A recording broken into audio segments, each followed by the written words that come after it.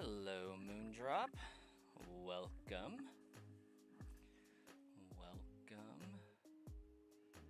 Okay. I need to share that one. Copy, close. How you doing tonight, Moondrop?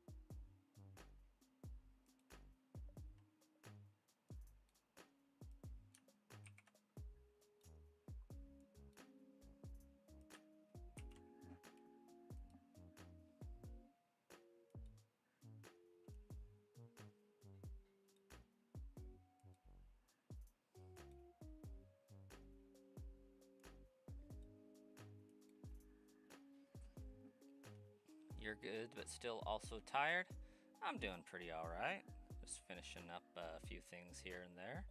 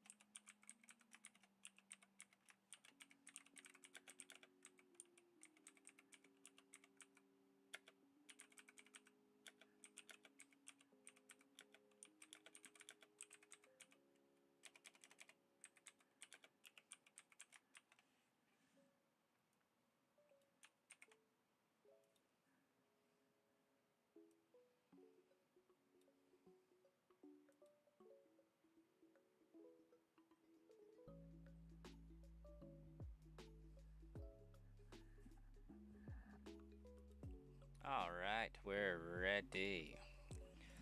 A little bit late, but oh my gosh, that is not the right place for that. Hold the phone. Something's wrong here. I think I just gotta wait for my viewer to catch up here. There we go. Guess how many hours you got of sleep last night? I'm gonna guess 2.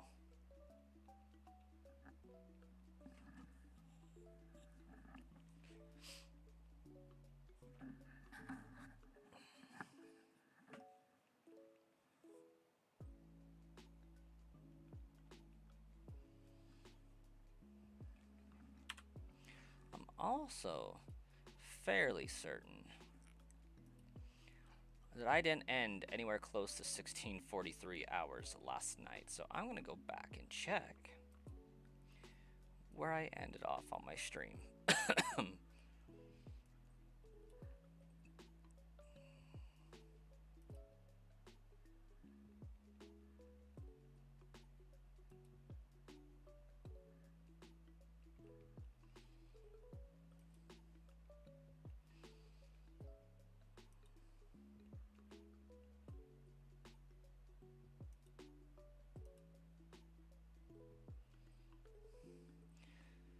1630. Yeah, I think the time might be fairly accurate in that case. Okay. Uh-oh. YouTube better be receiving enough video. I was close, you got 1. That does not seem like enough, I'm gonna be honest.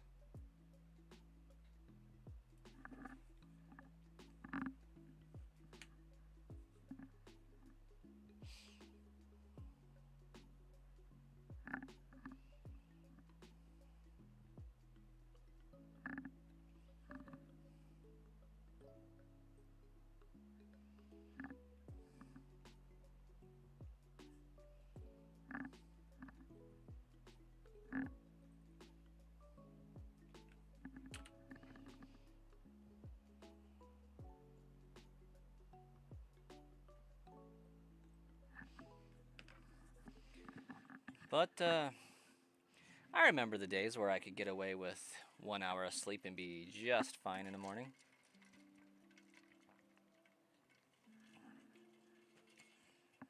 I feel like those days are a little bit past me now.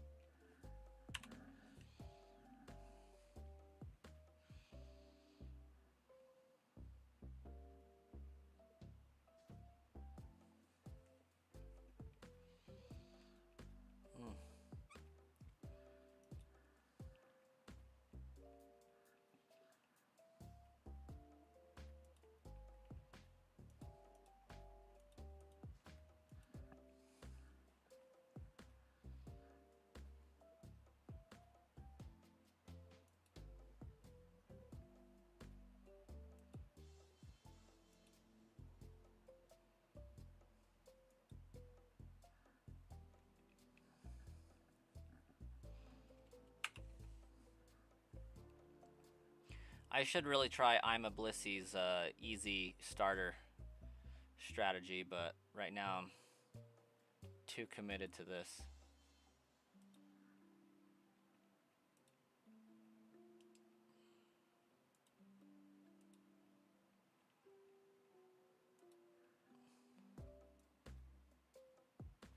There we go. Now I have all my chats open.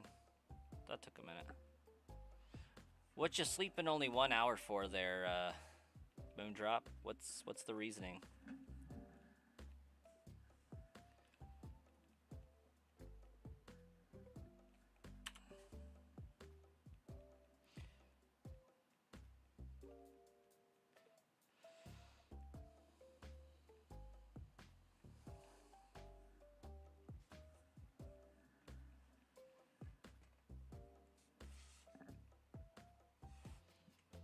Don't know. You went to sleep at 12 a.m., then you woke up at 1 a.m., but didn't feel like going back to sleep.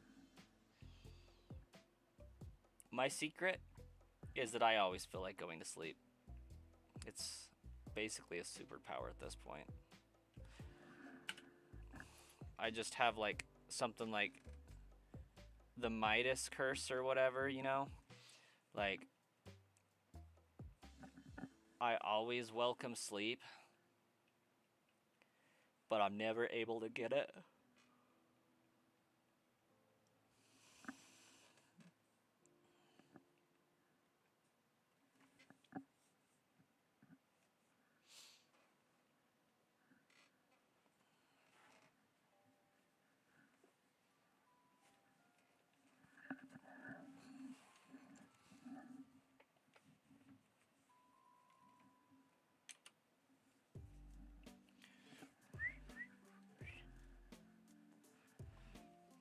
Okay.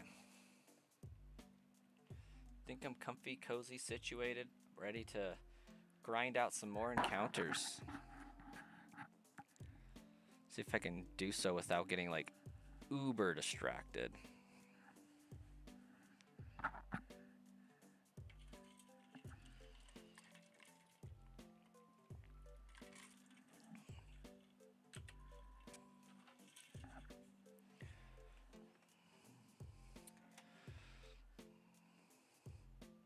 So, Moondrop, if you didn't go back to sleep and you were up at 1 a.m., what'd you do for the whole night?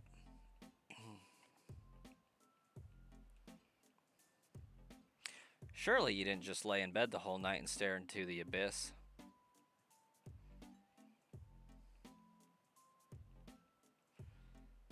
I think it would have started staring back if you did that for too long.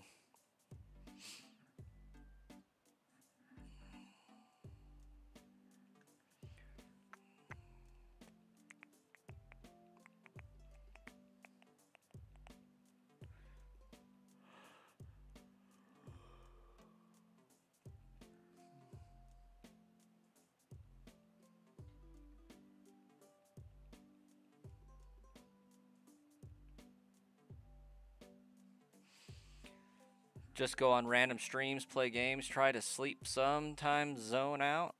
Keep feeling both hot and cold. Sounds like a night's work there. I mean, on my days, the nights from my days off, my Fridays, if you will, I've been having a bad problem with staying up till like 3 o'clock in the morning playing Pokopia, but I eventually go to sleep because if I don't, my life sucks the next morning.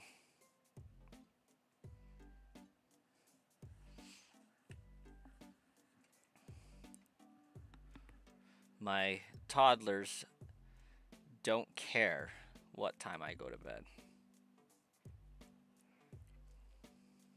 7 in the morning is 7 in the morning.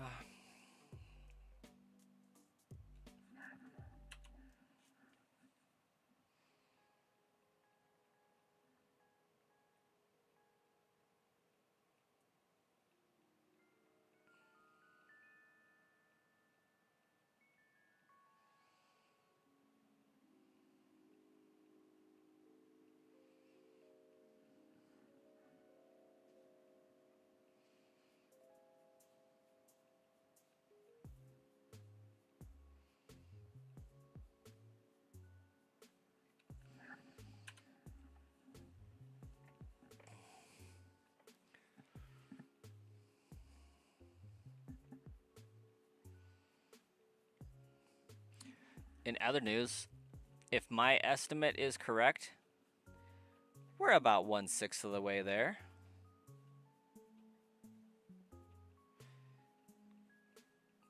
We're almost 1/4 of the way to full odds.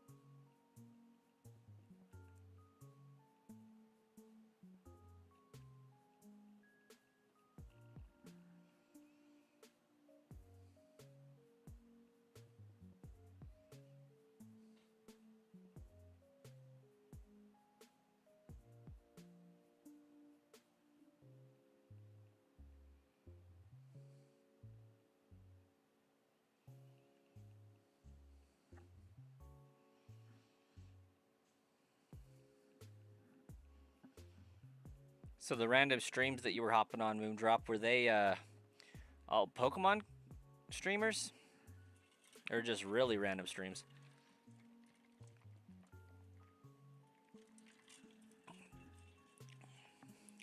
Nice.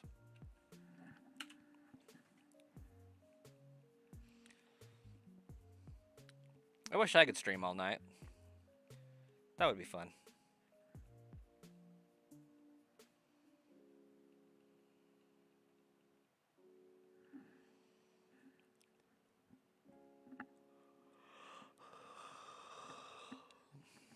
Yawn City, man.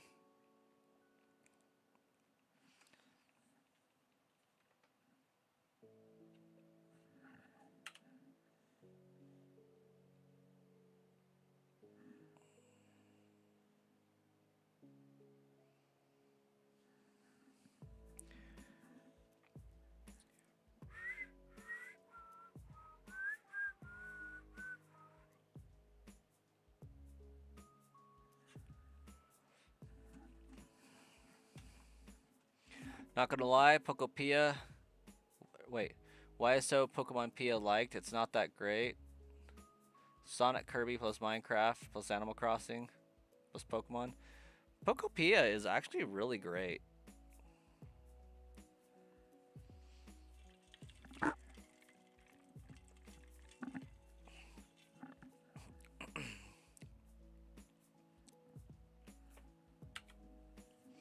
All the transformations are weird. How we're not actual Pokemon and how the Ditto becomes a human. It's not that weird.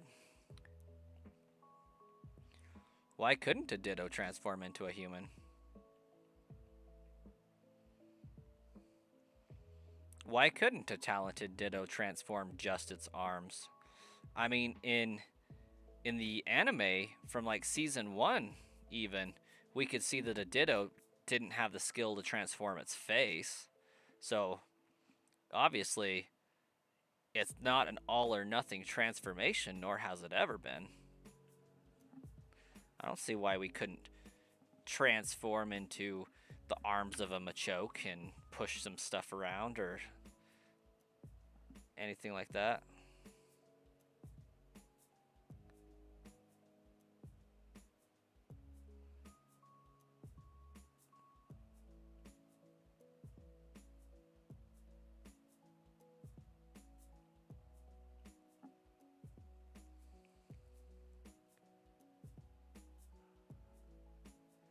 What do you mean? Because there were humans around them.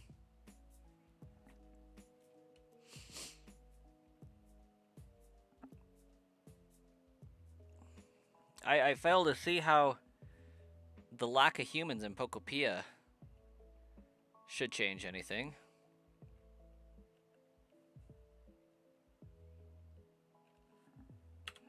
I mean, when it comes down to it, it's a pretty ingenious way to unlock progression. In the anime, how Ditto was transforming into humans because there were humans around them. I'm pretty sure in the anime, it didn't turn into humans. It was still only turning into Pokemon. But it just couldn't get its face down because the Ditto just wasn't skilled enough.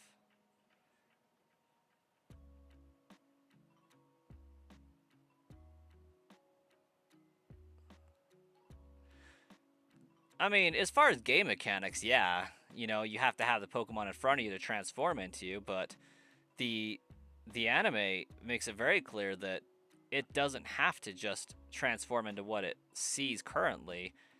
There's some memory elements involved. Ditto wasn't Ash before. Ditto's trainer was Ash in that episode.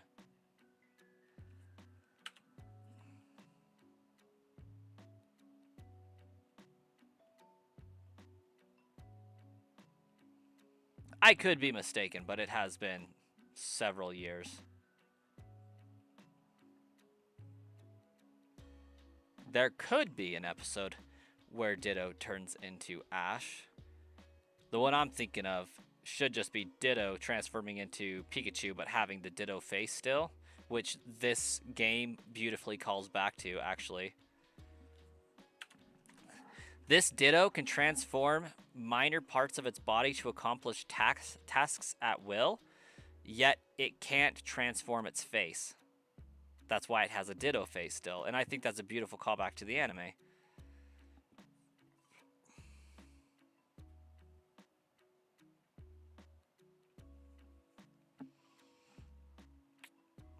Find the episode, Moondrop.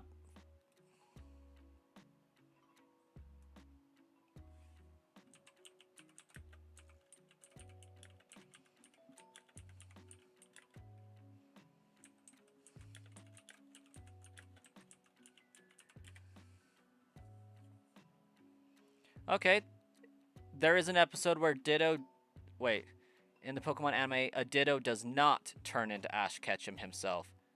But the episode Ditto's Mysterious Mansion, a Ditto owned by a character named Duplica transforms into a small, imperfect version of Ash. It also commonly mimics Pikachu during that episode.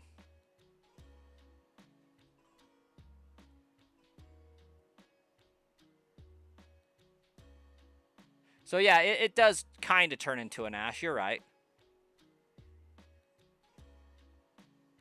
Hey, Mystic Urbica, welcome to the stream. Thanks for the luck and the hopes and dreams. That's what we're fueled by here.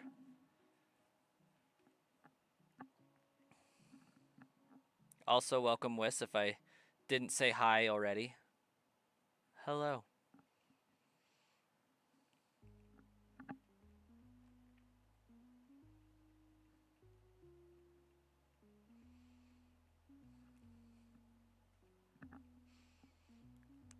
I will, in fact, find it. Eventually.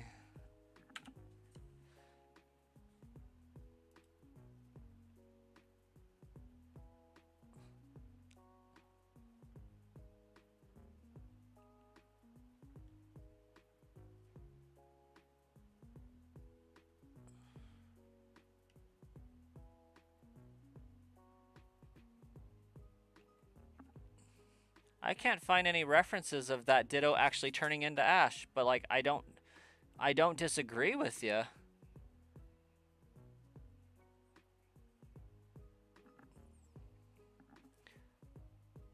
Like I now that I'm really thinking about it, I do kind of remember it, but I just remembered the failed transformations with the Ditto face.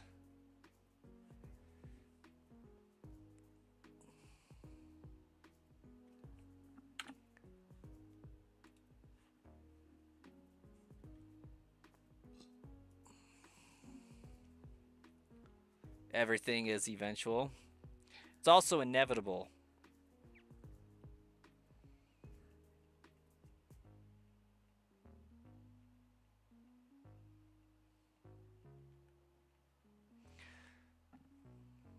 Yeah, I don't get why it's weird that Ditto transforms just small parts of its body to accomplish a task. I don't see any reason why, you know, lore-wise and Pokedex entry-wise, it couldn't do such a thing.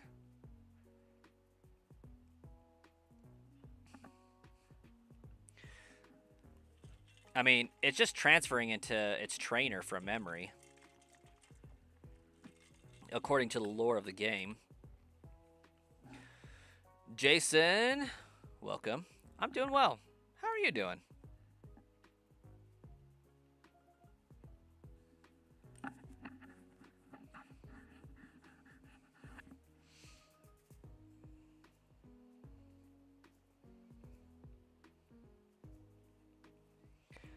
Glad to hear it. You do much shiny hunting?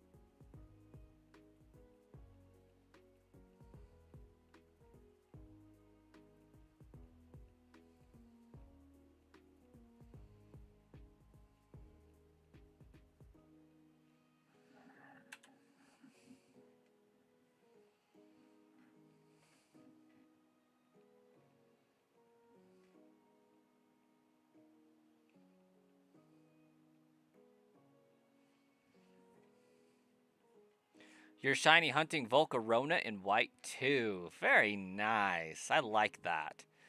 7,178 encounters so far. That's pretty up there. Getting very close to them full odds. Volcarona's got a great shiny.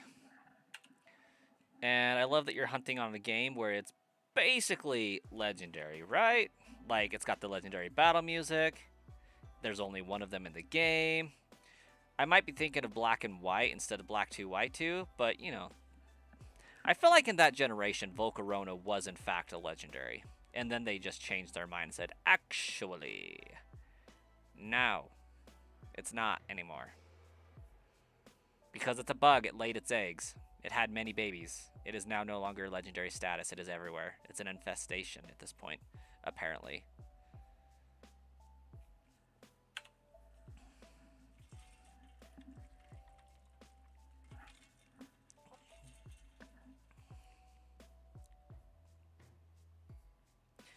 Kind of like how over time, Pokemon removed the extinction warning status from like Lapras's Pokedex entry to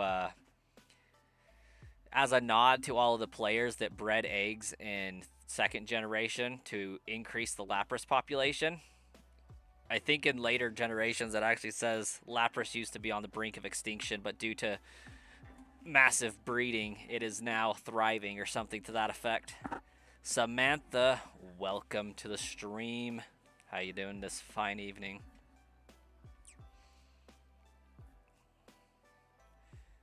You got the guaranteed shiny Haxorus in both black 2 and white 2 a few days ago. Solid.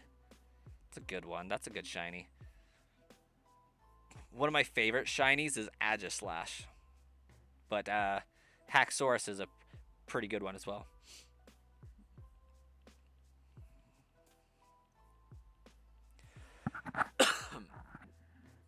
Can I find the golden Pokemon in Pokemon Diamond or Pokemon Black 2 on Nintendo DS?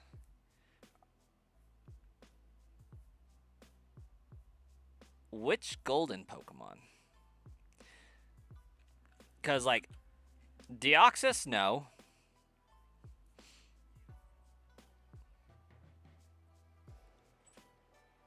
If we're talking about Arceus, no. Kind of. Not legally, anyways. Or not without hacking, I should say. You soft reset until they both had an adamant nature. Oh, that's what's up. Get that nature bonus.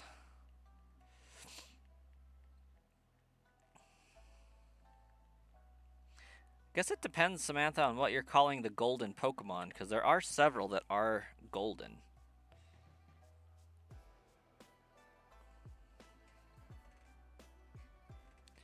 Pluto, you got shiny Charmander in just 3 hours? It's real, no cheat? I believe it, man. I believe it full-heartedly. I happened to find myself a shiny Deoxys on stream live in 35 minutes. Took 71 encounters.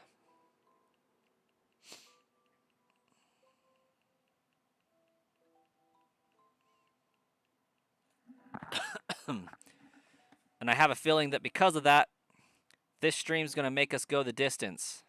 Harder than Hercules.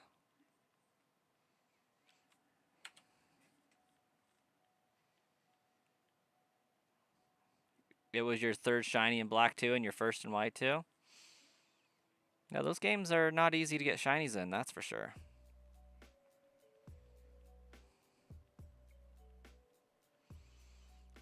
Maybe after my stream, I'll actually get around to making the horizontal video to go along with my YouTube short for finding Deoxys. That would be really lovely.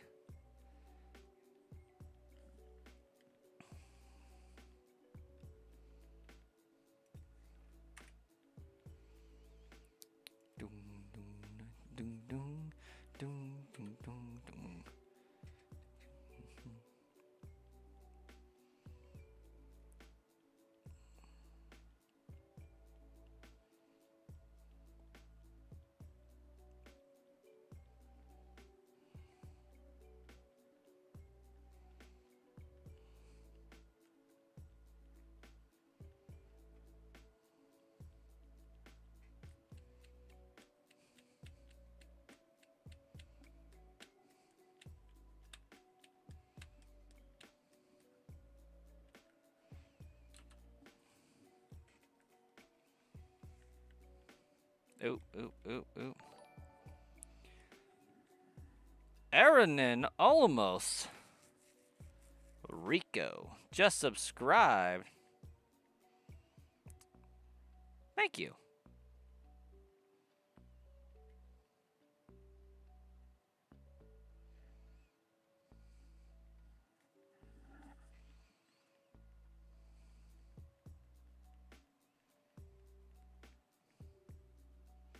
Yeah, I'm streaming on Brasscoin as well, Smoker. Have been this entire time.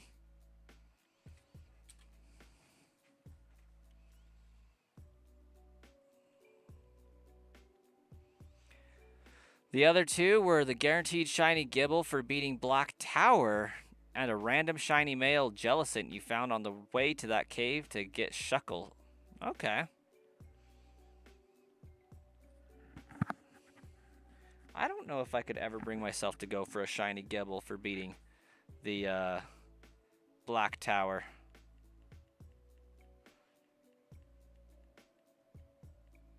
Hey, Starkiller. Welcome, welcome. How you doing?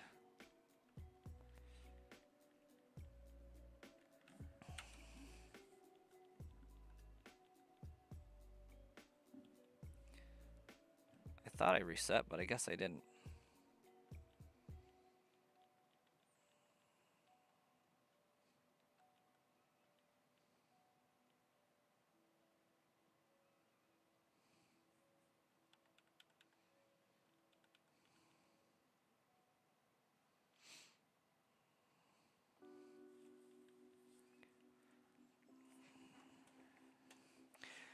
Can't wait till tomorrow because you feel like garbage and need a few days off.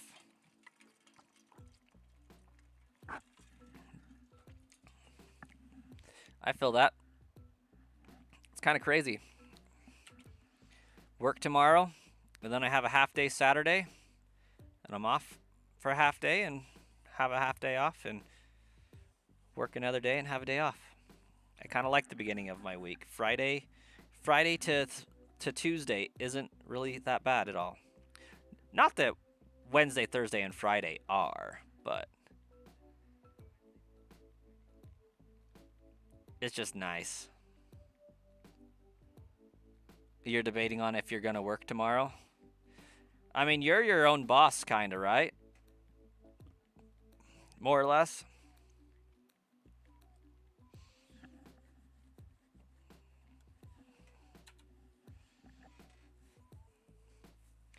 You're also on area 8 of 10 of White Tree Hollow so far. You'll get a guaranteed shiny Dratini when you beat it. It's one way to shiny hunt, I suppose. I respect the grind, though. Yeah, you're probably going to text everyone and see what they think of just taking a 3-day weekend. I gotcha. So, out of curiosity, like, with that, how do you go about finding the painting jobs to do that you do? Because that's what we're talking about taking a day off from, right?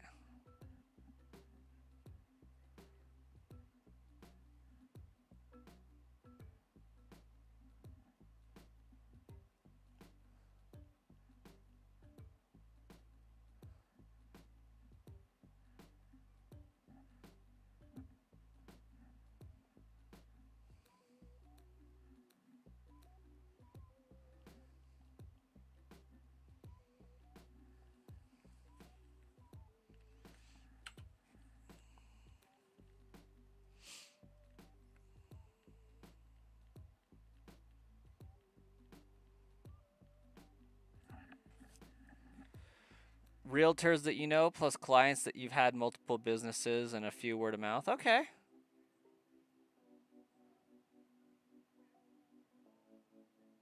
That's what's up. Marcus, welcome. How you doing?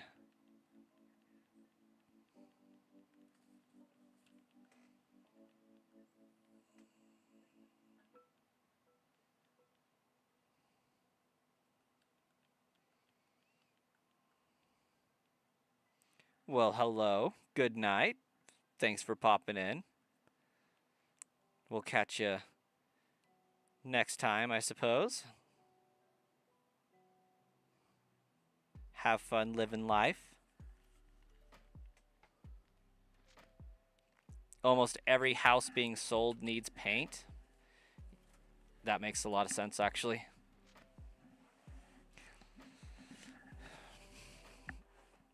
And you got realtor buddies that are like, hey, I know a guy. Do a real good job on the cheap for you.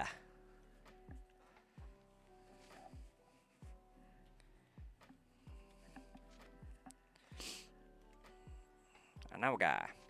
Do a real good job. Do it nice and cheap.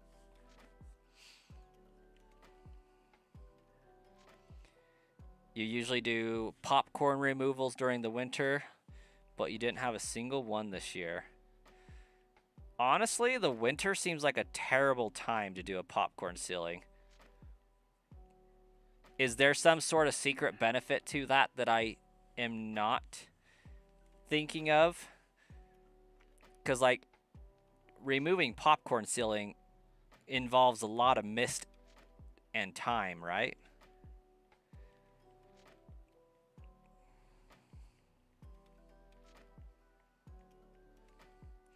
Like, you spray it down pretty good, let it soak in, spray it down again, and then scrape it with like a trowel of some kind.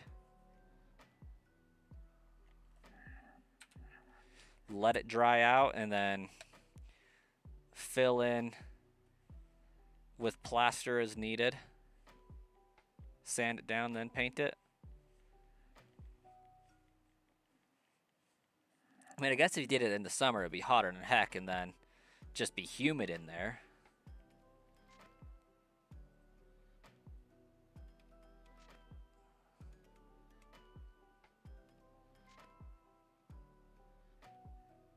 Gotcha.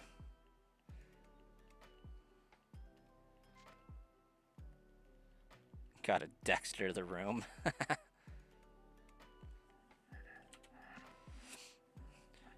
I've never seen Dexter, but I get the reference. Does he ever get caught?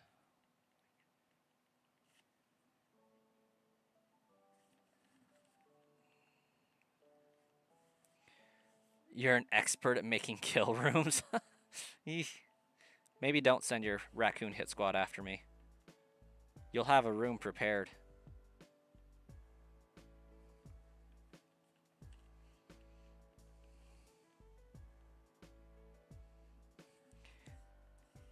Do you ever make your cleanup look like a human to weird people out?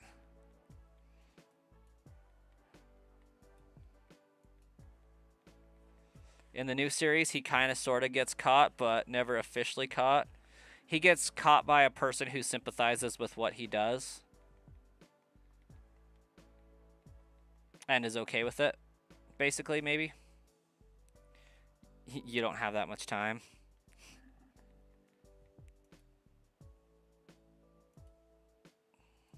I would have to. Mark, welcome. I have done many shiny resets. This is my 1946th reset.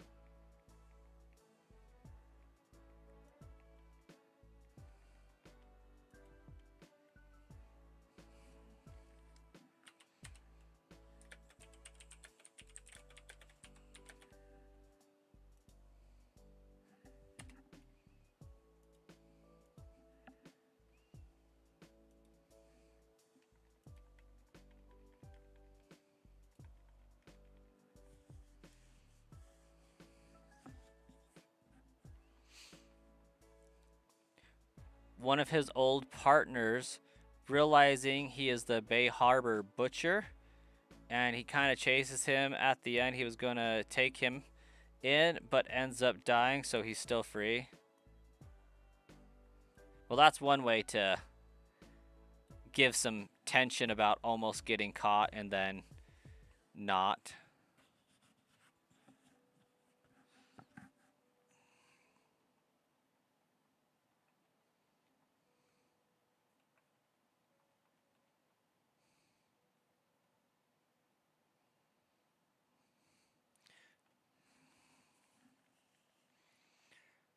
Holy Tauros? Holy Tauros indeed. It's not too bad, though.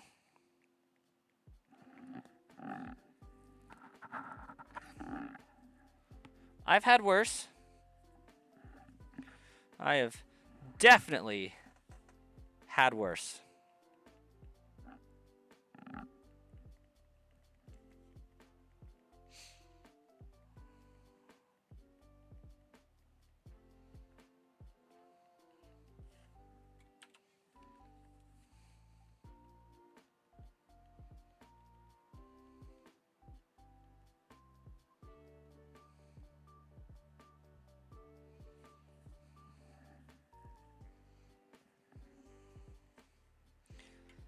Dexter has some amazing plot armor. It is kind of like a terrifying notion, though.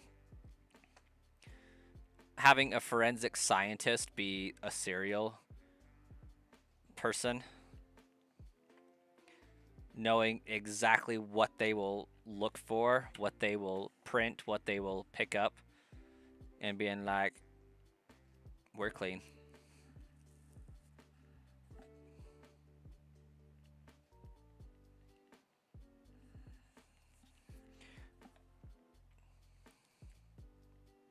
You don't think you have the patience? It does require a decent amount of patience, not gonna lie.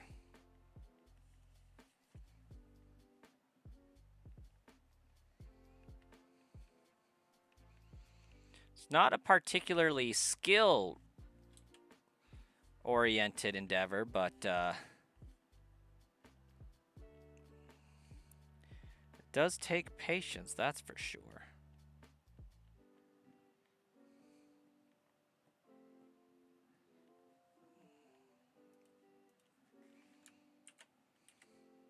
Oh, what is that?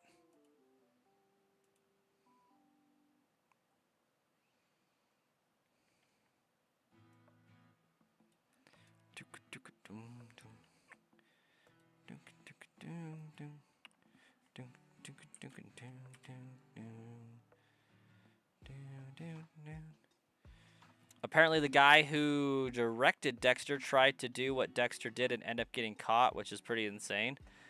Oh gosh. It's over. Like the whole series is over, yeah? So like the entire show of Dexter was just this director living out his fantasies and then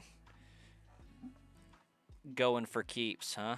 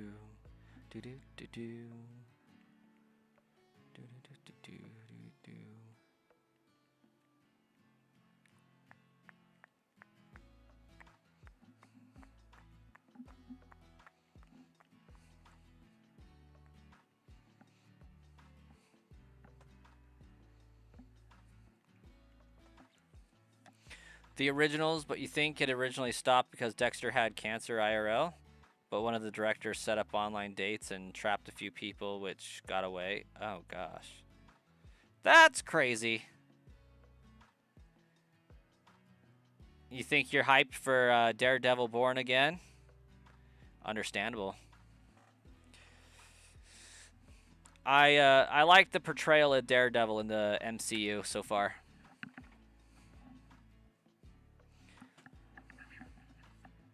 He did good.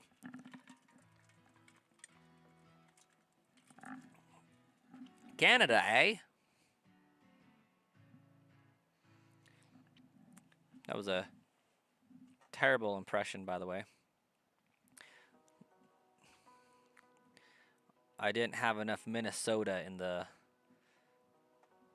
voice there. Had way too much Australia. Big Red Leg, welcome back.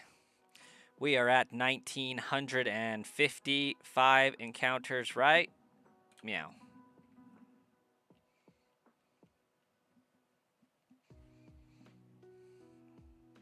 Oh, Canada, eh? Oh, that was closer. Not great, but closer. 19 million encounters.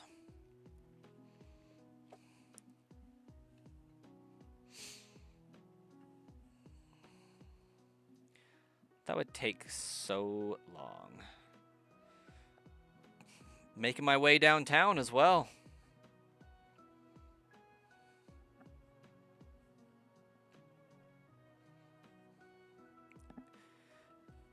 At least all the way down to Oaks Lab.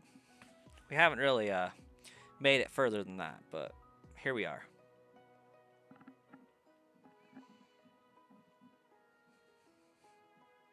Making my way downtown. I don't know the rest of the words to this song. Do do do do do do do. And I miss you. And I need you. That was backwards, but you get the point.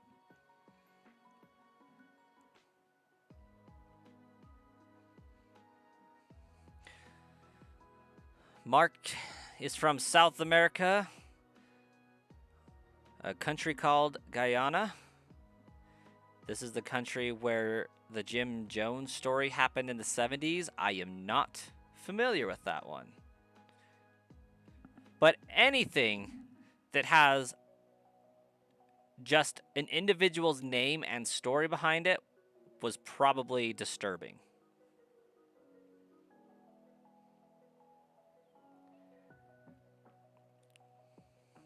Jim Jones story is insane. See, that's what Starkiller's saying. Yeah. If it has a first name, last name, story, it's going to be wild. Because, like, nobody ever says, you know, have you heard of the Michael Jordan story? An inspirational tale of perseverance? No, that's not how that goes. It's usually like, yo, that insert name story was tragic. He likes his Kool-Aid. Pretty crazy that one guy took out about, whoa!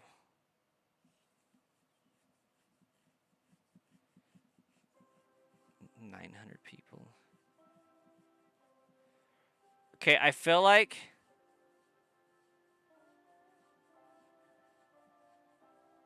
I don't understand the reference. I feel like I'm missing key plot details here.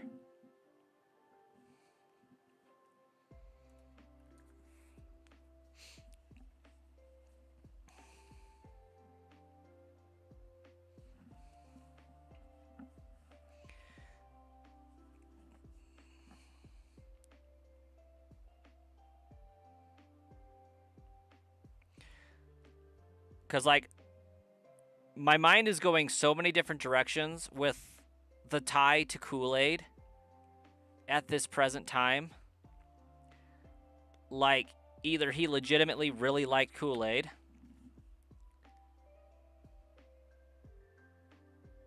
oh, okay.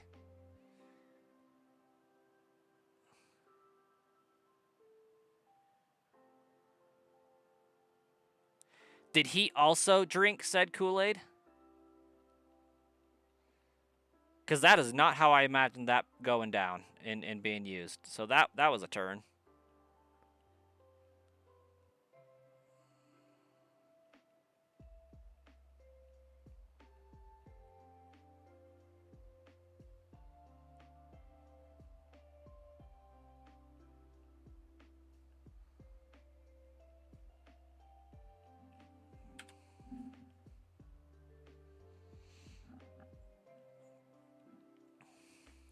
Because, like, I don't know if this is worse or not, but, like, Starkiller, my mind went to,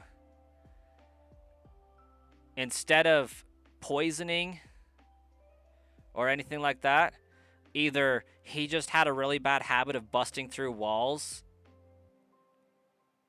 and that led to the deceasement of 900 people.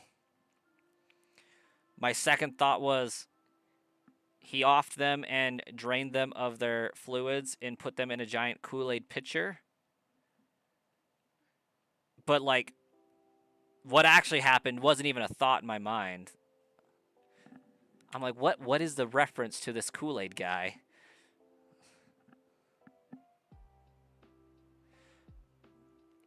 Can't remember if he did or not, but you think he did? It'd be hilarious if he busted through walls. And that's how it's happened. Like, I could just imagine the news being like, there's a serious epidemic in this country. People's walls are getting broken down left and right. Hide your kids. He had a Colton was very persuasive. Something. That's a whole nother level of persuasion. Like, he rolled a nat 20 on that, I guess. Professor Crab is now following. Thanks, Professor Crab. How you doing tonight?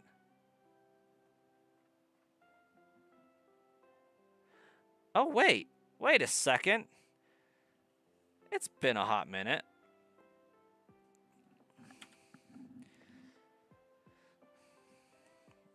Hunting as well in the Lab of Torture. Yeah, Professor Oak's Lab Simulator is not the best game ever, but leads to some fun experiences later on.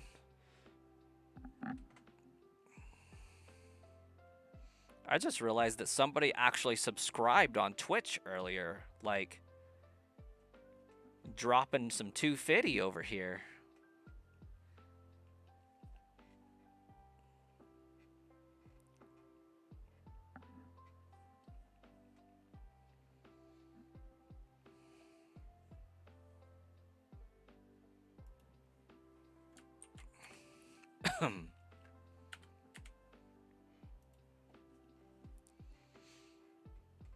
Just imagining this guy just, oh yeah, busting through walls.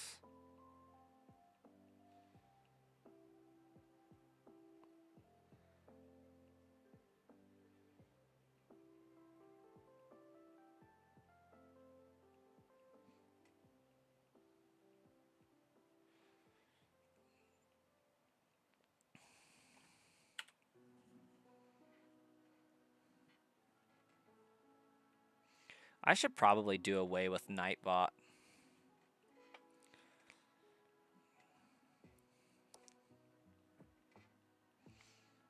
We got Mod Starkiller over there holding down the fort.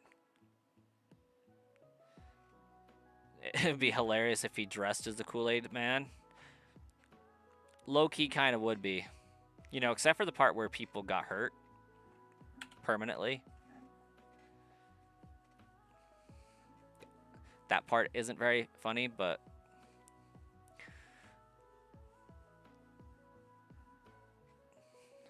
just imagine, like, the trial for that kind of nonsense. If they made it to such an event.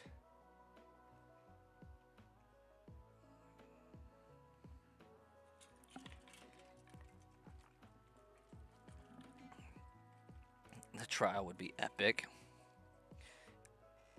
Here we have Exhibit A, one Kool-Aid Man costume.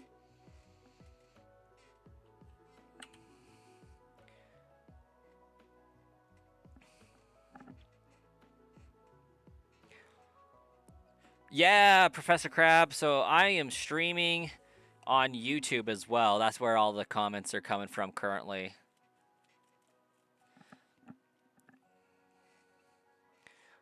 So you are actually watching on my main Twitch account. I'm streaming on a secondary YouTube account and my main YouTube account right now. My channel for YouTube is like 20-ish thousand, 19,000 subscribers. And I have this much, much smaller YouTube channel that I'm trying to grow and branch off from. So we're trying to get to 500 subscribers so I can put my custom emotes back up on the channel, on this secondary channel here.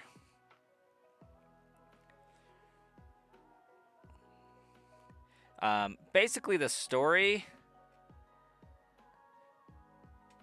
it's actually going to be Sludge Bomb Trainer, but that would actually be awesome.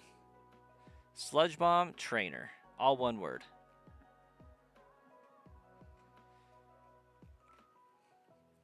But yeah, the main YouTube channel is still Brass Coin.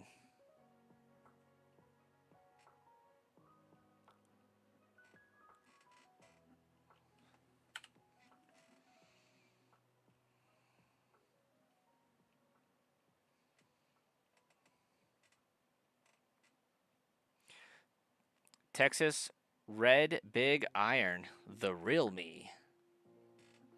The real me. It's got Texas in the name. It's an instant win. It's Professor Crab. I thought so. I lived in Texas for a little while. It was a good time. Lived a little up in Amarillo, a little in Lubbock, and a little in Midland, Odessa area.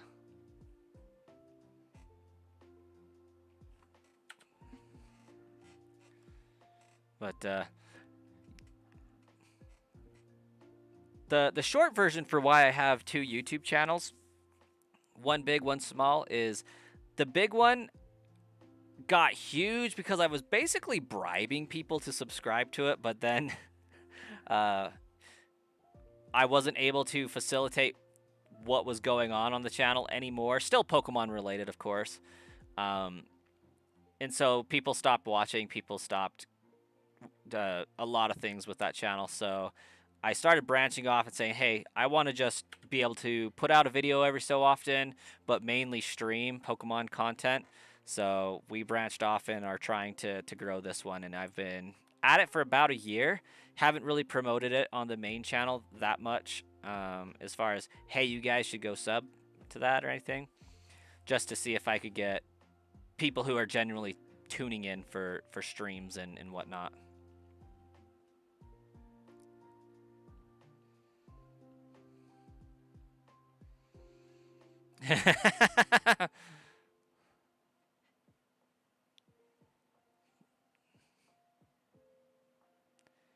Big red leg and Texas red big iron. What are the chances?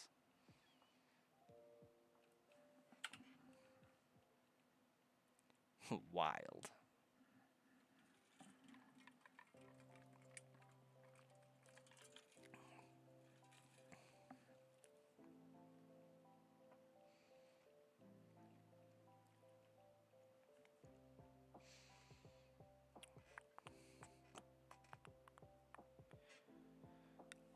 The middle of nowhere, Idaho. That's where I'm living right now.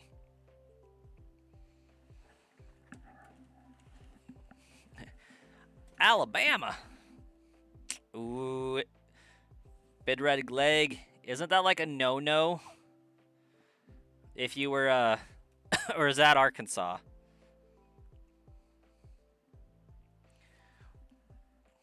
Okay, evidently it's not Alabama. It must be Arkansas I'm thinking of.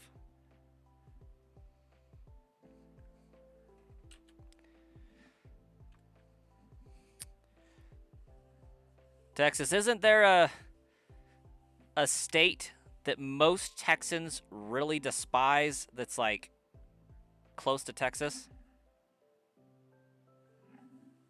You got family in Tennessee? Okay.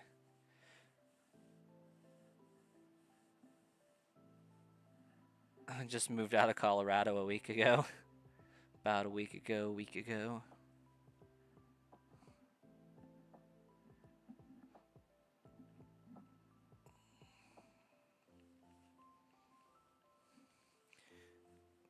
Jason's in Pennsylvania. Nice. East Coast. From Philadelphia. Oh, it's from a Marty Robbins song? Okay. Gotcha.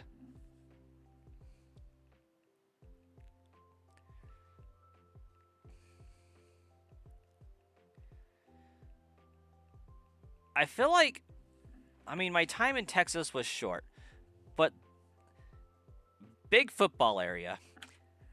There was a state that if you wore it on your shirt, you were fixing to get jumped in Texas, and I can't remember what it was.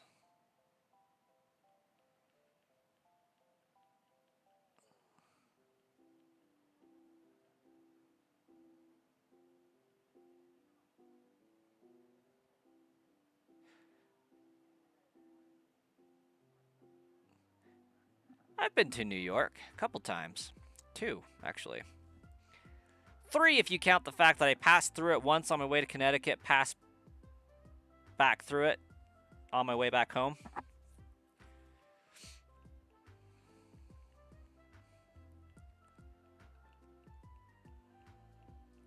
You used to go to New York City like every year for fun?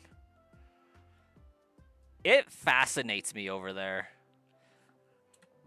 Because, like, I'm from Idaho, and I grew up in Idaho, like, lived here, like, 30 years of my life. New York's wild to me. Was terrifying to drive there for sure. Me and my buddies, when I was like 20, drove across the country and went through New York and ended up going across the George Washington Bridge. 8 lanes of traffic condensing into 3 with no lights working, like just signals and prayers, is insane.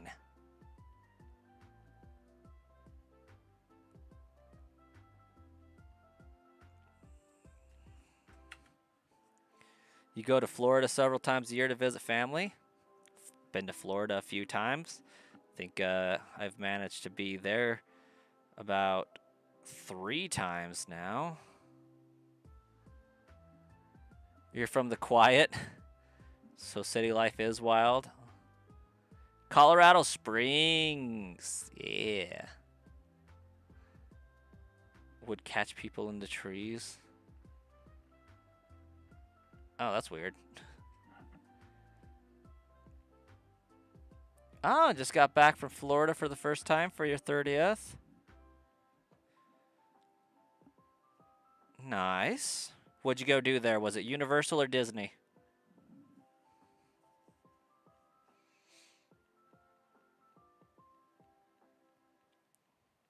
Because I'm pretty sure you didn't go for the alligator farm. Oh, it was Clearwater for baseball spring training? Okay, okay. Hey, Mark, you have a fantastic night. So, Big Iron, you play a little baseball?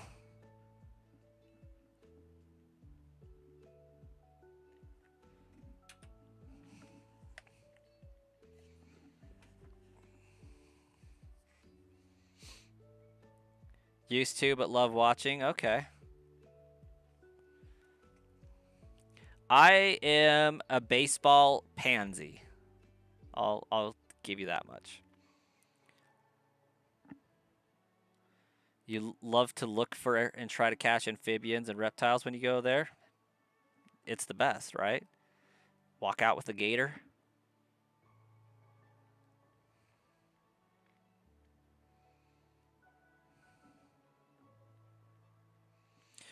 I haven't played on a baseball team since I was in the 3rd grade.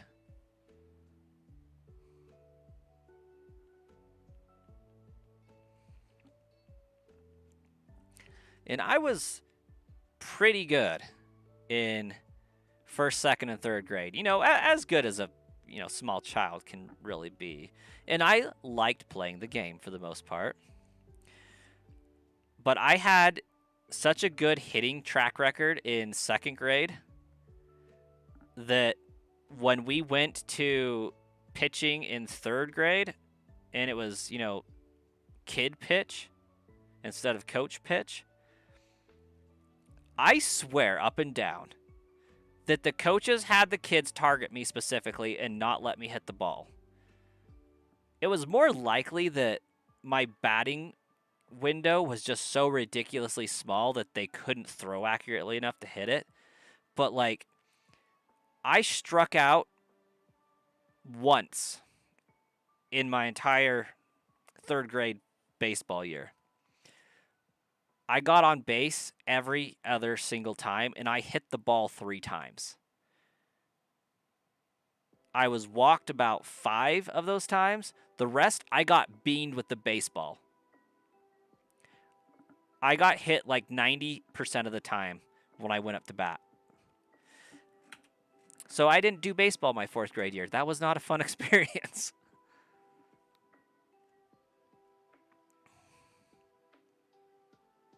Ooh, a diamondback rattlesnake. Don't like finding those by accident.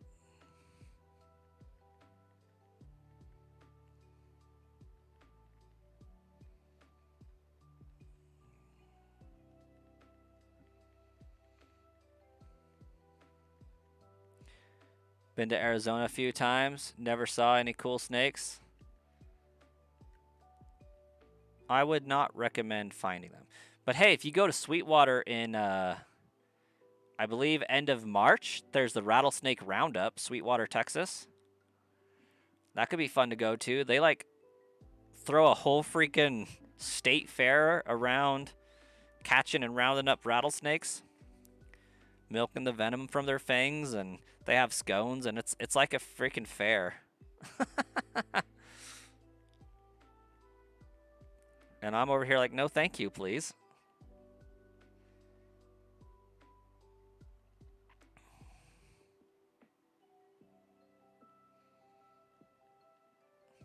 No thank you.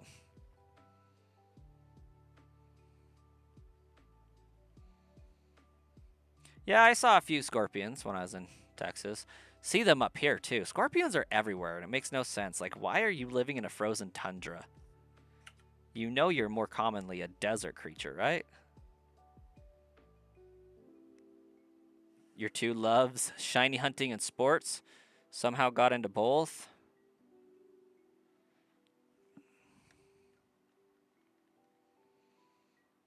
You know what? Now that you mention it, I'm very surprised we don't have a baseball-inspired Pokemon. Like, not just being a baseball, like a baseball player. You know how we got, like, Timber, who likes to build things and swing lumber around and all that? We got, like, Score Bunny that's loosely a soccer player. Why do we not have a baseball player? Like, the Japanese are baseball fans for the most part, I think.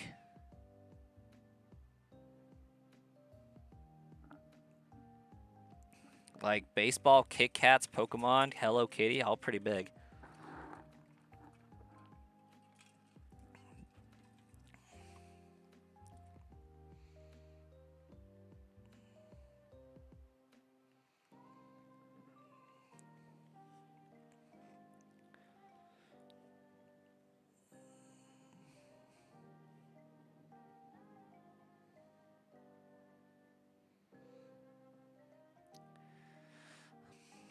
Well, as long as you didn't get stung, Jason.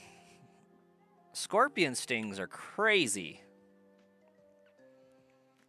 It was a crayfish, though? Oh, okay. There hasn't been a region set in Japan for a long time. This is true.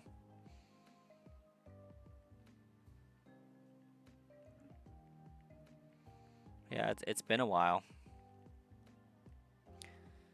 Yeah, it's been since Gen 4, hasn't it?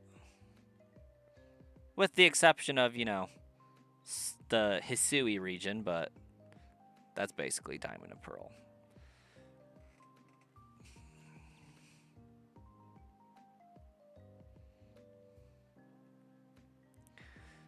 They could still do a region based on, like, Okinawa.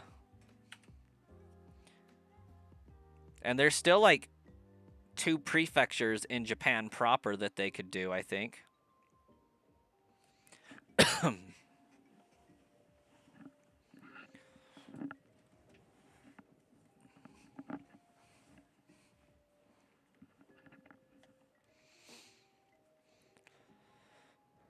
You'd like a New Japan region?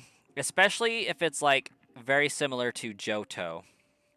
Actually, I think we low-key kind of have had a Japanese region recently. The DLC for Scarlet and Violet revisits Japan.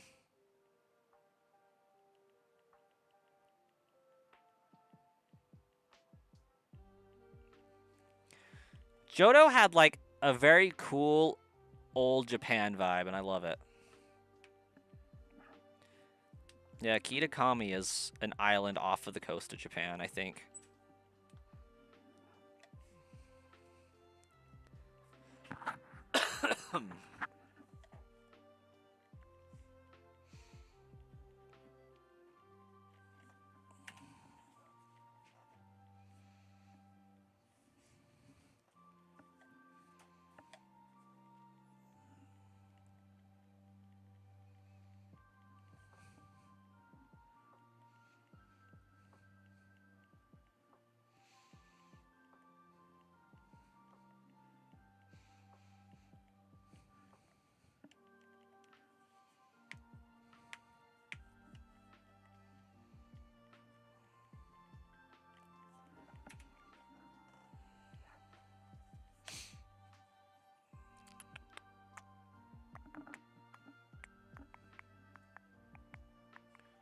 Back to Twitch. You go. You're following random people who are hunting for Fire Red right now. Well, Texas, we'll see you later. Good chatting with you.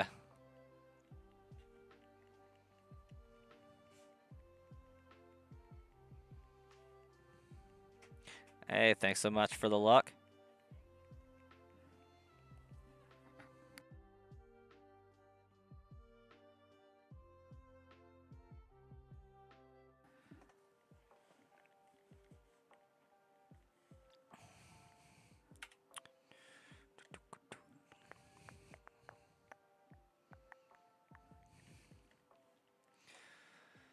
All right, we're coming up on 2,000 encounters finally. That was some lag on my game's part. That was crazy.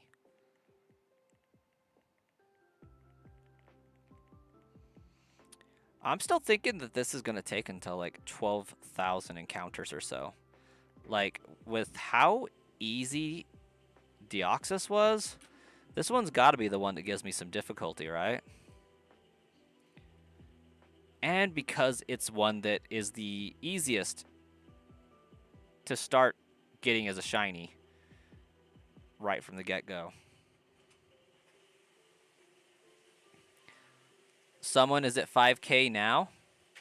Pack Raider, I am sure they are. I think Starkiller and Ruben are pretty close to 5K themselves, if not a little over it. How you doing, Pack Raider? You've seen someone at 10,000 plus? Exactly. I think Sauce McGavin, when he hunted his, he was like at 19K or something like that. Alls I know is he had basically done a 9 to 5 Monday through Friday for about 3 to 4 weeks before he found his shiny Bulbasaur. And then within 30 minutes, he found his second shiny. So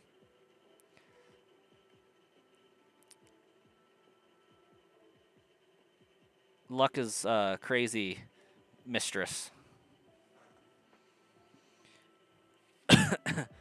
You try about 2 hours a day, sometimes more. That's basically what I'm able to put into it most days. But I'm hoping that tomorrow I'll be able to put in a little bit more time, get a nap time stream and a nighttime stream going on, maybe even a combination of the two. Not tomorrow, sorry, Saturday. I might see if I can entice my nephew to babysit my kiddos, hang out and play with them for a little while so I can have some free time.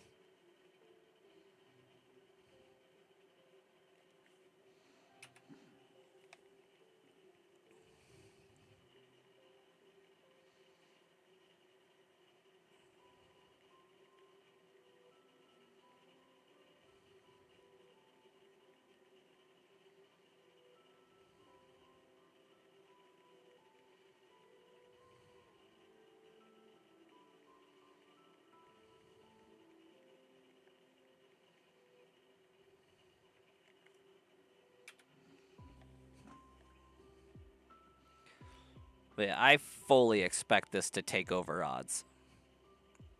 And I fully expect this to take me like 2 months to find, at least.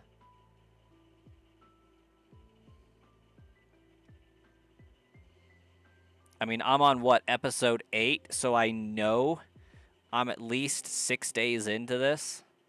Because some of the days I've streamed twice. So I would say 5 days in for sure.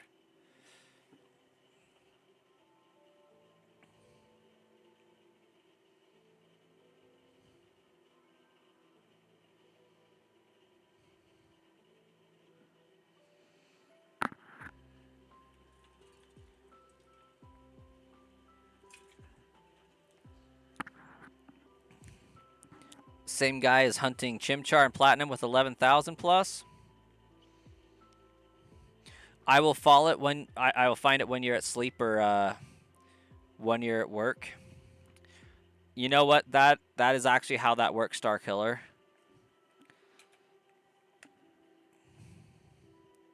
Still no shiny is insane. Nah, that's par for the course, Smoker. What are we thinking? This is some SV nonsense where you sneeze wrong and find a shiny? No, this is a hunt, man. This is an expedition. This is the kind of thing that Hercules sang about.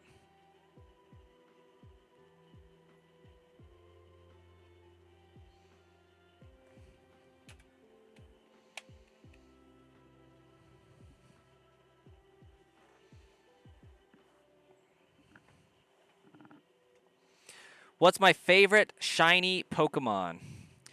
I think it changes from time to time. But my favorite shiny Pokemon is Aegislash. I got respect for Ray Ray, though. Ray Ray is a pretty dope shiny. Zigzagoon is like my second favorite. Specifically, Obstagoon.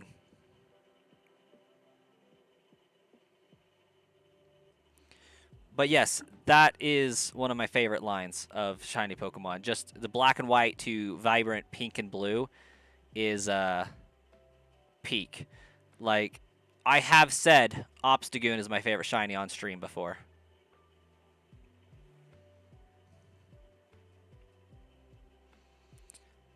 But I think there's just something about the black and red of Aegislash mixed with the gold that just speaks to me.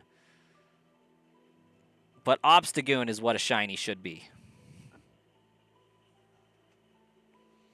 You've never seen me get one of these shinies because it's always when you're asleep or at work, so you're hoping this is your first time. Yeah, you have had pretty bad luck with that, haven't you?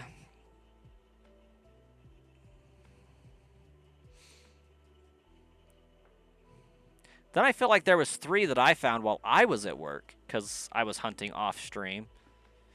You love shiny Zeraora. That is also a fantastic one. That gold in blue to white is awesome. Shiny Gossifleur, Johto Corsola, and Psyduck. You know what? Psyduck's pretty dope. Good old blue duck.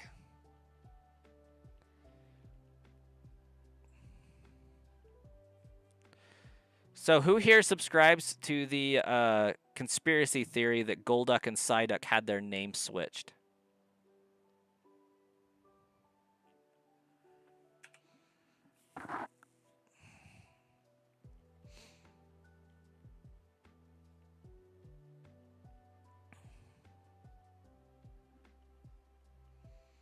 Mewtwo and Dragonite gotta be the worst looking shinies. I agree.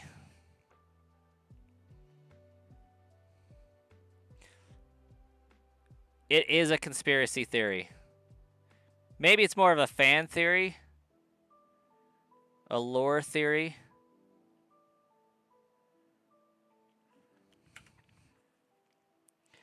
Because Golduck is blue, but Psyduck is gold.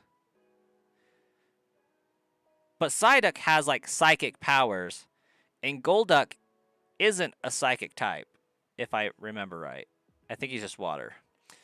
Aladdin Plays, hello, and welcome to the stream. How you doing?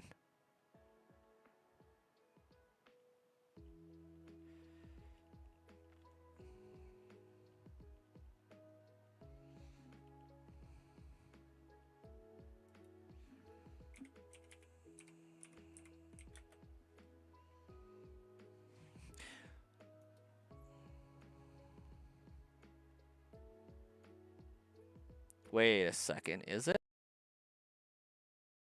Yeah, it's just type water.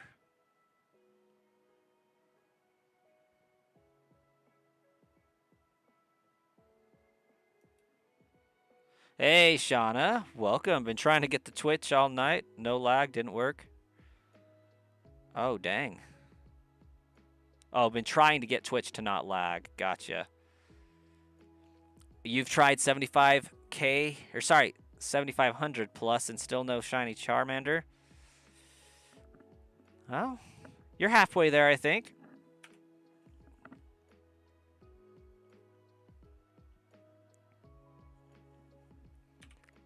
Actually, I think I didn't mean to do that one, but what do we got for move sets?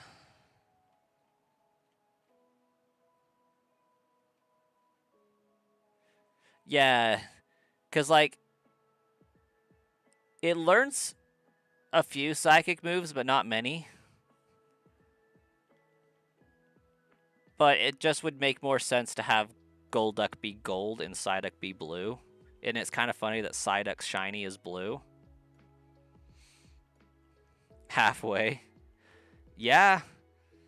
I mean, it's not uncommon for these hunts here to go double or triple over odds.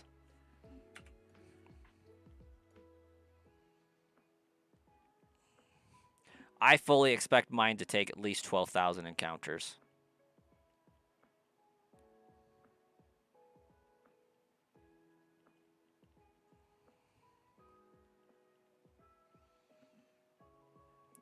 In fact, I'm banking on it.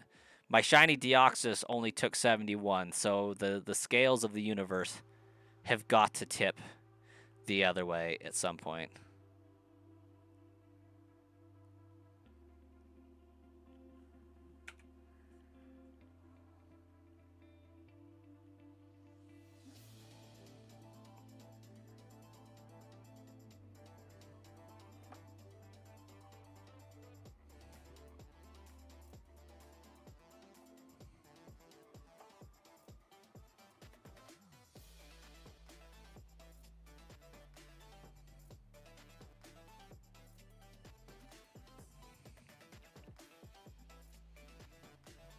Golduck has a horrible shiny. Yes, it does. It is terrible.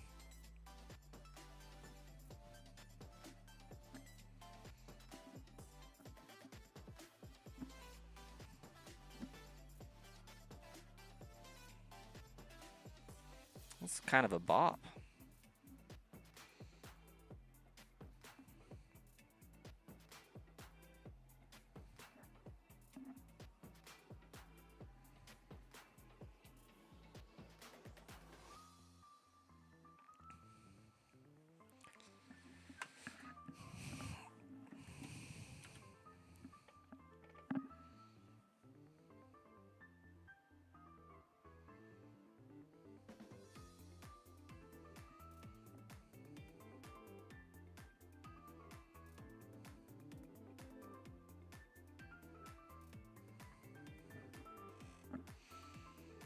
Shiny Pokemon should be significantly different, and tons of shiny are pretty lame or just super ugly. That they are.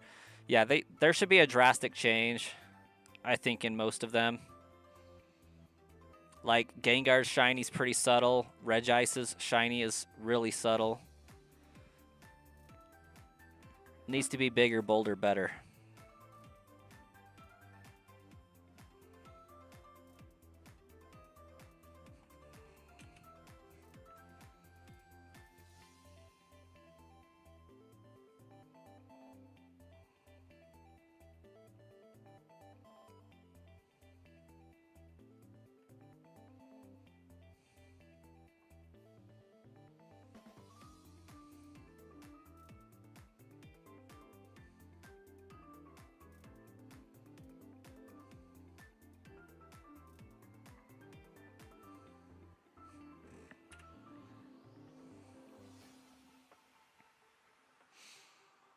Like, Regirock has a good shiny. Regirock shiny is a great example of a way that you can be a little subtle about your change, but have a completely valid reason for it and have the fans absolutely love it. Regigigas also works. Registeel, also a good shiny. Regice just didn't get the memo, I guess. Like, I think it would have been funny to have Regice be either white or black for black ice, or just it is so cold that it turned white. Kind of like how white hot is a thing.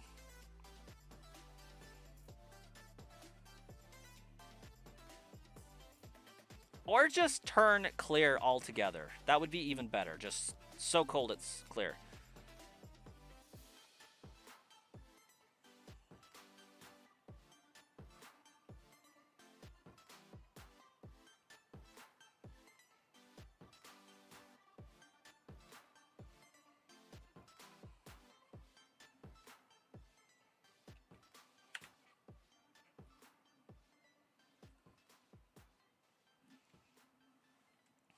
I feel like other things have pretty terrible shinies as well that aren't coming to my mind at the moment.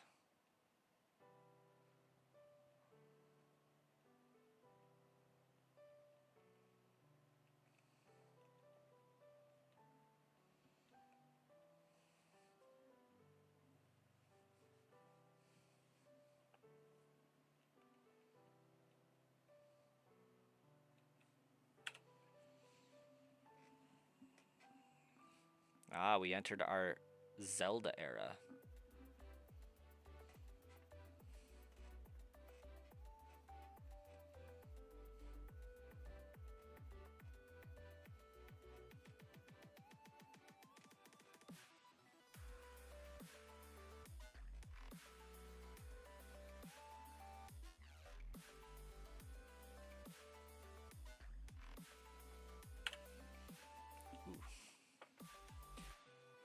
Asphyxia was on fire when they made this remix.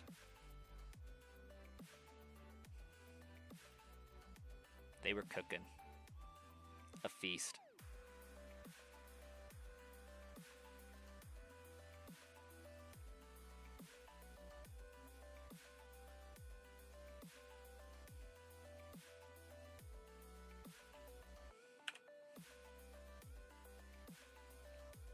Slowpoke, Happiny, horrible shiny. I agree.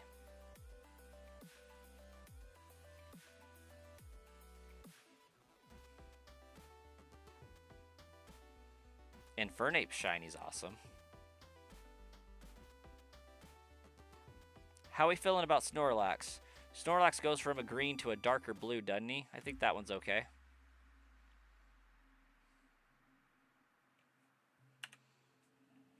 Like, I wouldn't say it's stellar, but, like, it's not terrible either.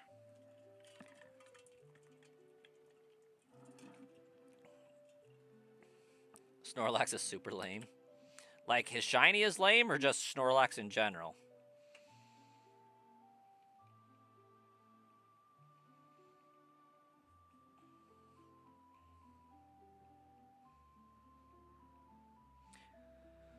Riolu has a good shiny.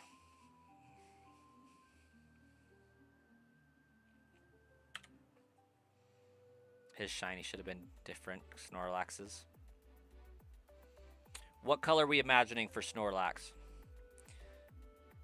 I could kind of see, instead of a lightish blue-green Snorlax, we get, like, a deep red Snorlax. But then it wouldn't blend into a mountainside. But, like, could still be cool.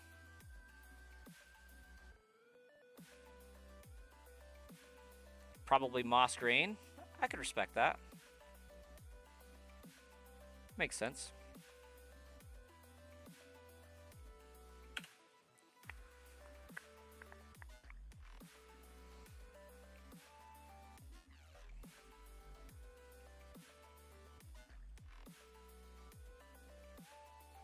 I hate Espeon shiny.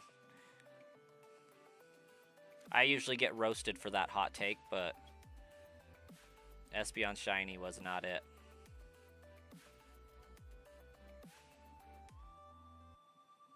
Espeon should have went deep purple. Or sunset orange. Or sunrise peach. That would also work. You sure you lost a lot of shinies because no shiny sound and couldn't see it in SV? Very good chance of that. Espeon shiny was garbage. Same with Mewtwo. Big agree. Big agree. I think that's accurate. Mewtwo shiny should have been blue. Like, point blank, period, done. Ditto shiny's blue.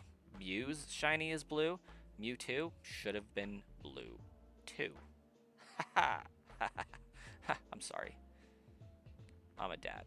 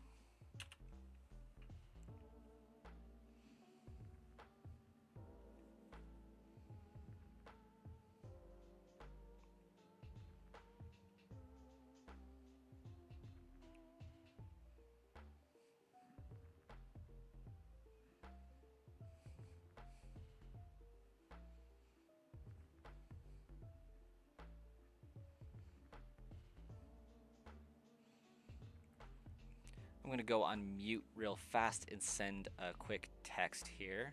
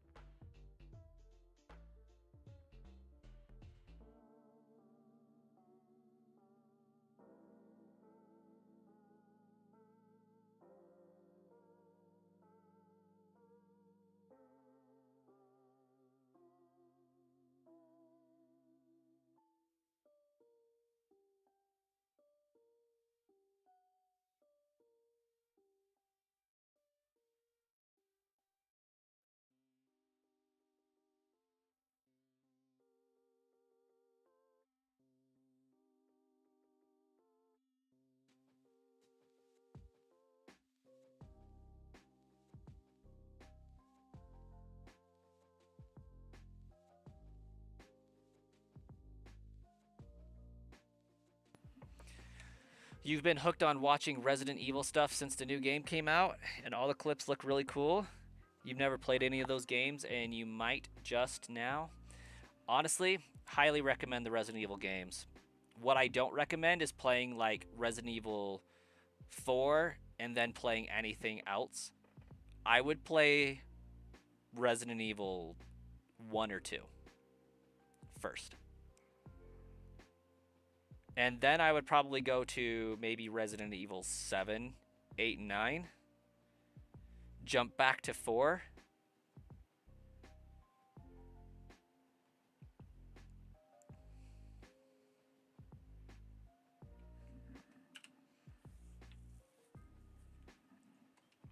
In my humble opinion on Resident Evil,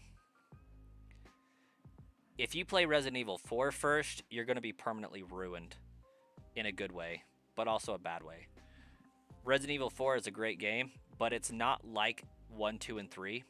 1, 2, and 3 are very particular, and after playing 4, you won't really be able to play and experience those without quality of life downgrades and annoyances. But also, in my opinion, if you play Resident Evil before 5, 6, 7, 8, 9, they're going to not play as good. I don't know about 9. I don't know about 7 and 8 either. I should retract that statement, but 5 and 6 for sure. 4 is just far superior. I still need to play 7, 8, and 9. 7 kind of rebooted the franchise a little bit and went back to what it felt like to play the originals, but the gameplay is definitely not the same.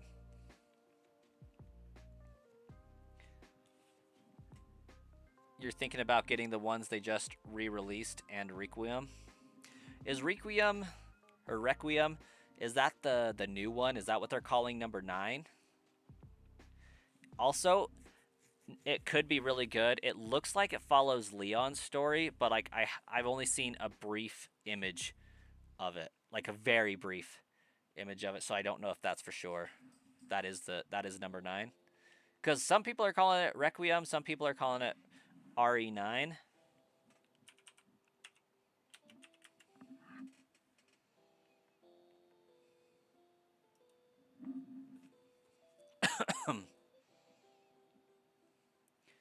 It's a survival horror game developed and published by Capcom. This is true.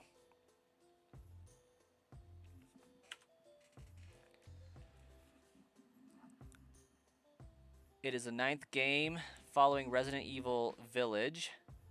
It features a new playable character, FBI analyst Grace Ashcroft. Ooh, that's not good. Who investigates a series of mysterious deaths involving the survivors of the Raccoon City incident with the aid of federal agent and returning protagonist Leon S. Kennedy. I thought so, but he's older now. I thought, like, I just saw the cover briefly, and I was like, that looks like Leon. You've been watching the movies and shows to understand everything? Oh, man. You know nothing. I'm sorry. Like, I mean that with the utmost respect. More or less, the movies, I don't know much about the shows. The movies, nothing, nothing to do with the games at all. Completely different universe. They just happen to share the Resident Evil name.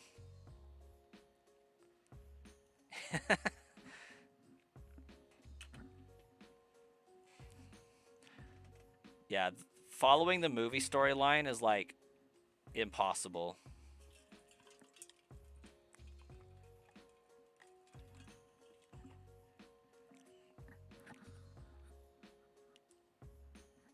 Even following the Resident Evil games is kind of difficult because, like, obviously you have 1, 2, 3, 4, 5, 6, 7, 8, 9. You also have 0. You also have, like, Revelations 1 and 2, um, Outbreak 1 and 2, and I don't even know what those ones are doing. You have Code Veronica X as well.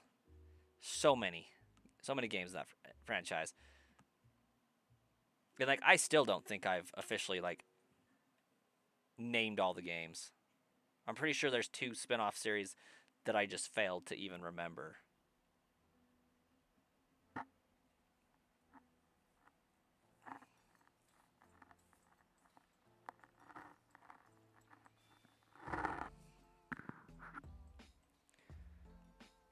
But if you're wanting to know how Resident Evil started and have a epic time playing a game, I highly recommend Resident Evil 1 and 2.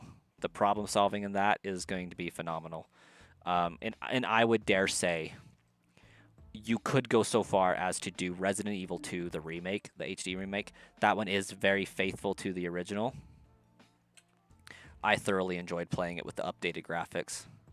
I can't remember right off if it follows the same camera view. I think it loosely does. Smoker, maybe you would know right off the cusp.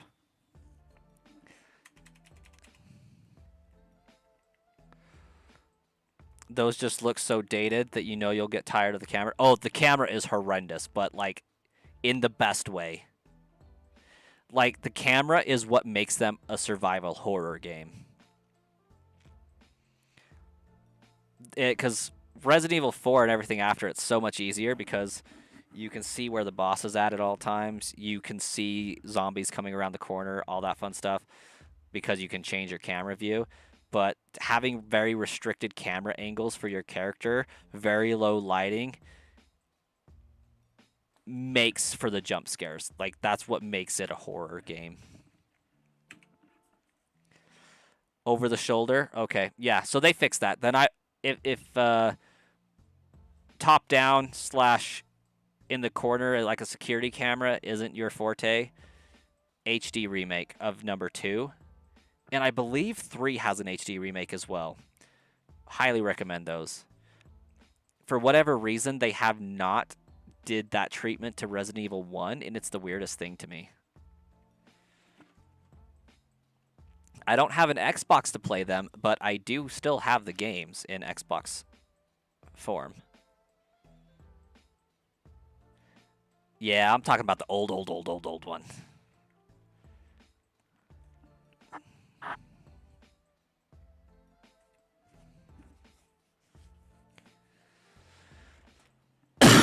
But it's good to know that the new one is over the shoulder, because that should get more people playing. But I haven't played anything after Resident Evil 5 because I think Resident Evil 5 is terrible, and I didn't hear great things about number 6, and I think that's why they rebooted the franchise with 7. Not like a full reboot, they just kind of took a step back.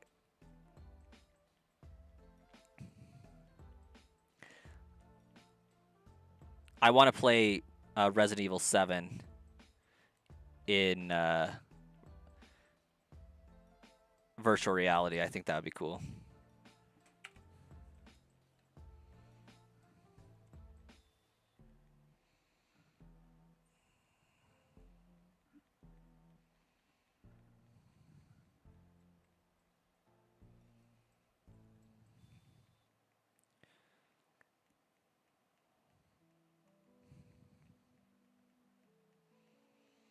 This is encounter 2026.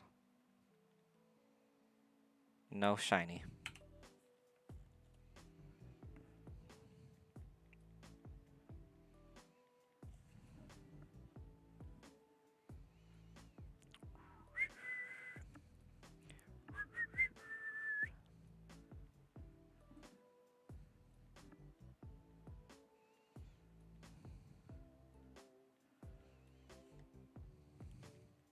Hey, Shauna.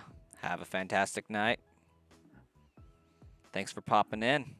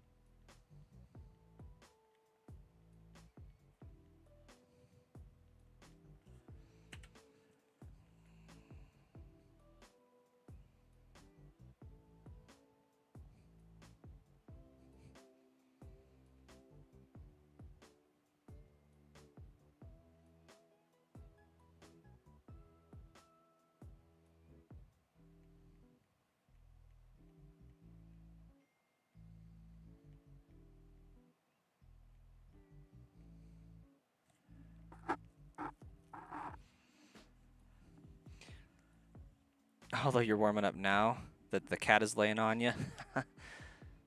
They like to do that.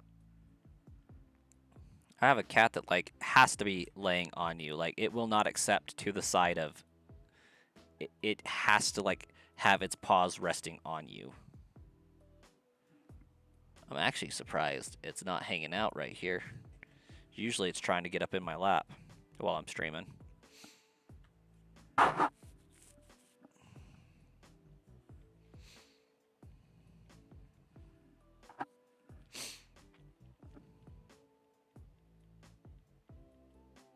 I did not want to nickname this.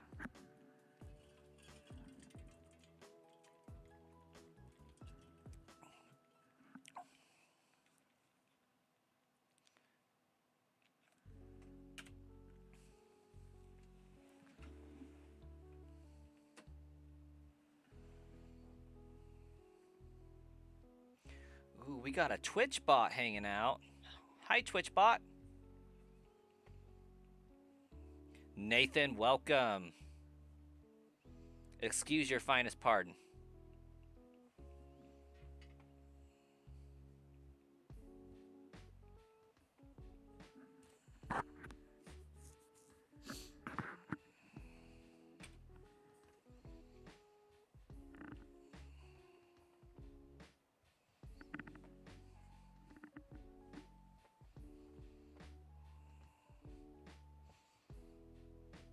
I like that Bulbasaur profile pic.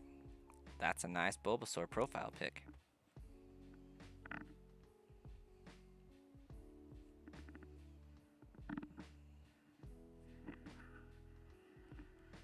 Oh, I'm catching it on my jacket zipper. That's what's going on.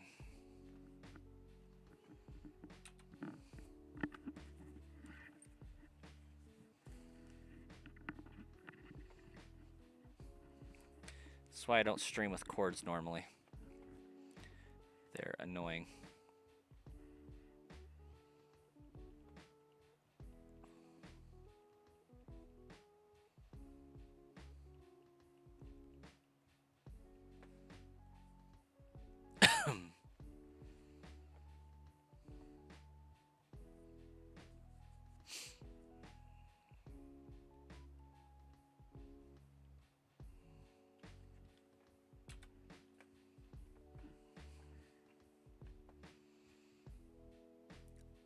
I like that the channel's been experiencing a little bit of a boom recently.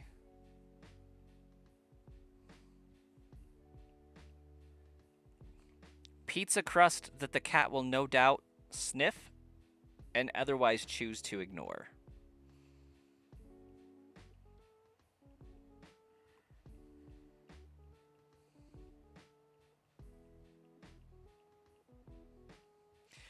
It's called consistency, you know? Understandably, the channel has been significantly lacking in consistency up until the last 2 weeks. Consistency goes a really long ways. I think it also has to do with energy as well. Been a little bit more motivated for the streams. Even though this is like a game I've played way more than Scarlet and Violet, I think in a large part it's still more exciting. The prospect of finding a shiny in this game is a challenge, not a given.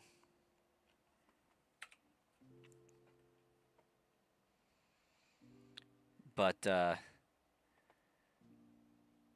great part of it is consistency. Consistently streaming, having people show up. It's kind of crazy how people tend to stick around longer to give it a chance when there's more people here chatting and talking. So that's a huge part of it, is just the community involvement.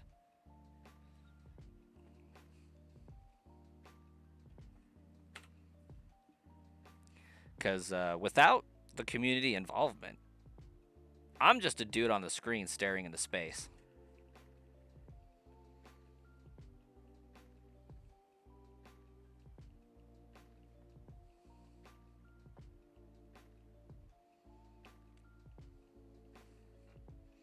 Maybe at one point I'll get,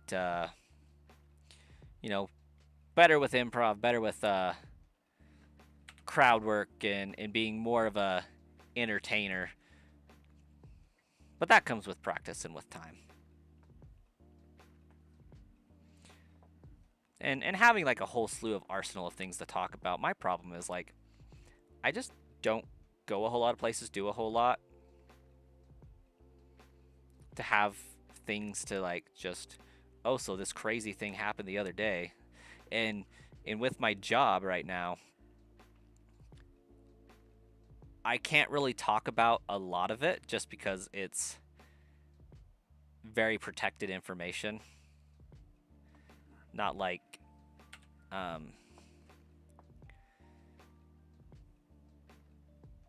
super, but it's people's information and I can't disclose that type of stuff, and I would lose my job for sure if I did.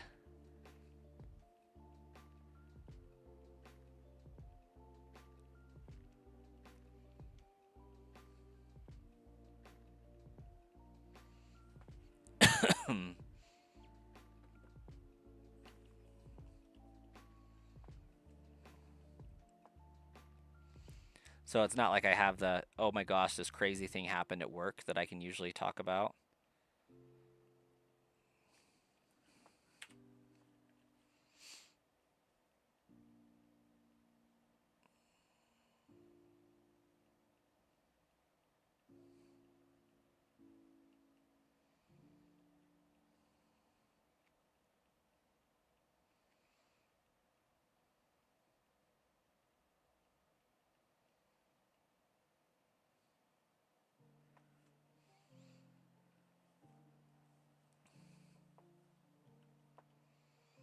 One thing with work I can talk about, though, is here in March 30th, in addition to my virtual branch team that I run, I will be also starting running a help desk team for the credit union I work for. So that's expected to grow pretty big. You know, that's troubleshooting like anything under the sun that could go wrong in the credit union. And answering tickets and getting stuff fixed for members and for employees alike. And that's going to be fun and exciting. Sounds like we're going to be getting a lot more permissions from IT. We still got to discuss like what those kind of things look like. But It's becoming a lot more like a future career path in training. Because like, if I'm gonna be doing this job, yes, I'm qualified to manage it and run it, and to the extent that they want it to run, because I'm already doing a lot of it anyways, with one of my team members that'll be probably helping out. To be determined on that one. Um, but I'm already doing a lot of it, so they trust that it's gonna be okay. Um, but it does open up the opportunity for me to finish my degree and actually say, hey, yeah, I have like 5 years of help desk experience by the time that's over, and I don't have to hit the ground at an entry level position anywhere else. I can just go in straight into more of a senior thing, because not only will I have, you know, quote unquote 5 years of IT like experience, it will be, no, I have 5 years of management IT experience, which is just crazy to me that I'll get to do that.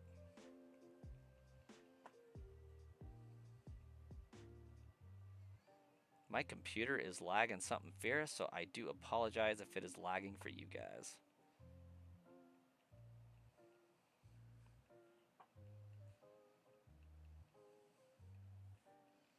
Let's see if I do that, if it fixes it.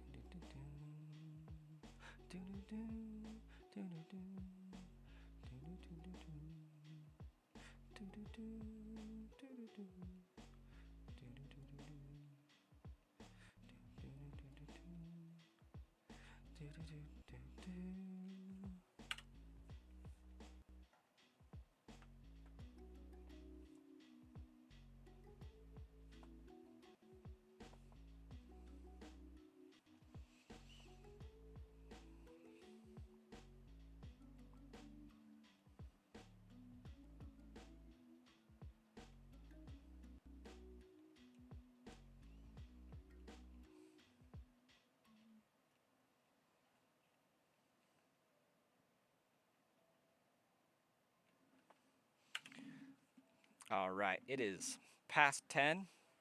This will be my last encounter for the evening.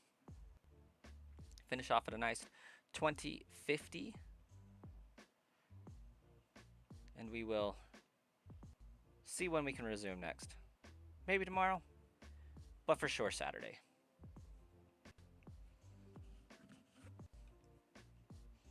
At some point Saturday, I should say.